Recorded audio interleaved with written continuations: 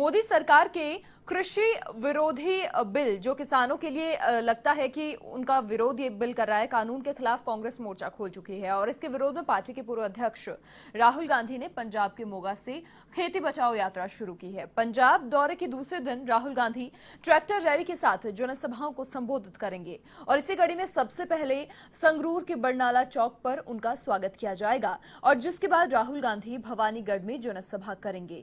इस दौरान फतेहगढ़ छाना और बहमना में राहुल किसानों से मुलाकात करेंगे और पटियाला के सामना अनाज मंडी में जनसभा को संबोधित करेंगे। साथ ही आपको ये भी बता दें कि पंजाब के 3 दिवसीय दौरे के बाद राहुल गांधी हरियाणा सरकार के खिलाफ बड़े प्रदर्शन की तैयारी कर रहे हैं।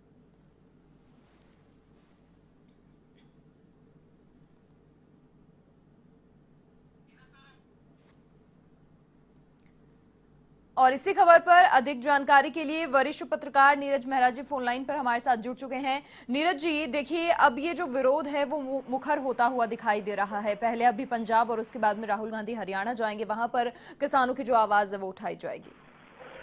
देखिए मनीषा, पहले दिन से ही कांग्रेस पार्टी कृषि कानूनों के खिलाफ है और कृषि कानूनों को लेकर कांग्रेस पार्टी का रुख भी स्पष्ट है कि तमाम जो विपक्षी पार्टियां हैं उन्होंने भी इस कानून के खिलाफ जो है अपना विरोध दर्ज कराया है। कांग्रेस पार्टी के पूर्व राष्ट्रीय अध्यक्ष राहुल गांधी ने कल से पंजाब से इसकी लड़ाई शुरू की है और उन्होंने ऐलान किया है कि जैसे ही उनकी पार्टी की सरकार बनती है वो कृषि कानूनों को कूड़ेदान में फेंक देंगे, यानी कि साफ सी उनकी मंशा उन्होंने जाहिर कर दी है और साफ तौर पर कह दिया है कि किसानों ने यदि उनको साथ दिया, उनकी पार्टी को साथ दिया और केंद्र में उनकी पार्टी की सरकार बनती है तो ये कानून भविष्य में नहीं रहेंगे।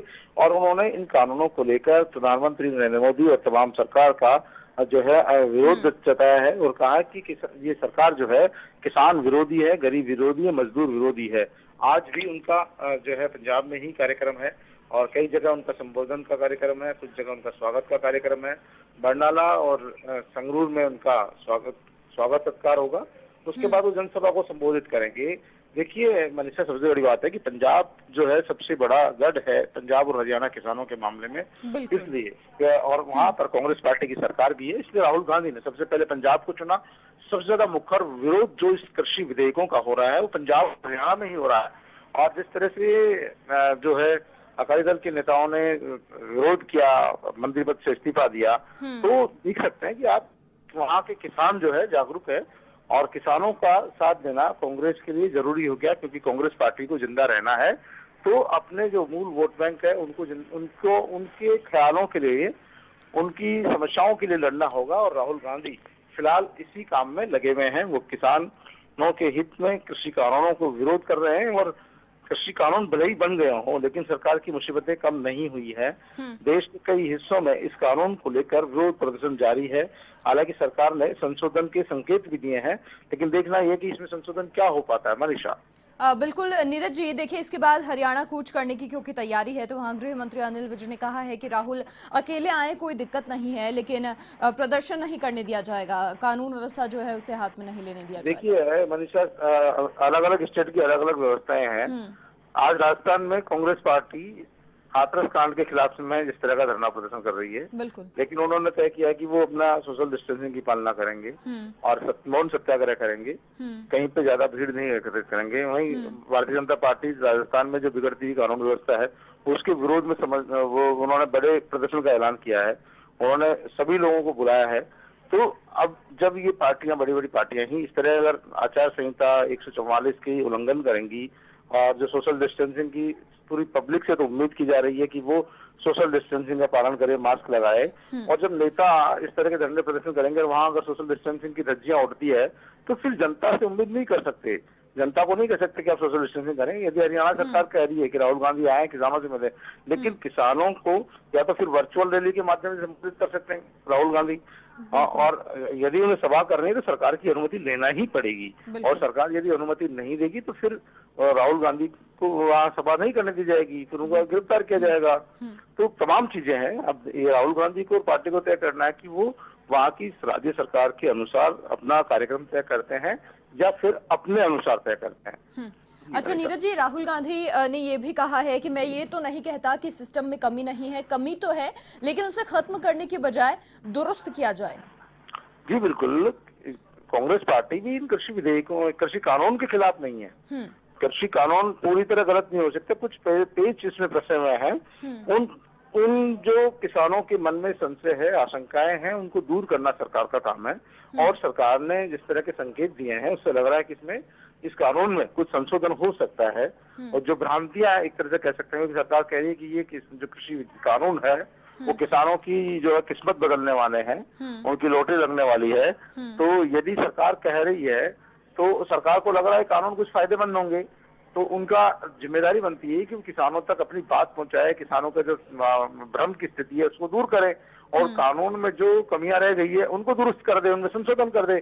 आज से पहले भी बहुत सारे कानून बने हैं मनीषा, कानून हमेशा बनते हैं, कानूनों में समय के अनुसार परिवर्तन भी सरकारें करती रही है। तो ऐसा नहीं, कृषि कानून जो सरकार ने बना दिया लोक की लकीर हो गई, उसमें कोई परिवर्तन नहीं हो सकता। यदि विरोध का स्तर यही रहा, पूरे देश भर में रहा, तो सरकार को भी इसमें संशोधन करना पड़ेगा मनीषा। जी बिल्कुल नीरज जी, देखिए राहुल गांधी ने कहा है कि कांग्रेस ने 3 योजनाएं शुरू की, एमएसपी, सरकारी खरीद और मंडी। इससे मंडी टैक्स से सड़कें बनी, किसानों का अनाज मंडी तक पहुंचा। और अब जब मंडी ही नहीं रहेगी तो आखिर सड़कें कैसे बचेगी और किसान अपना माल जो है वो भी कैसे बेचेगा?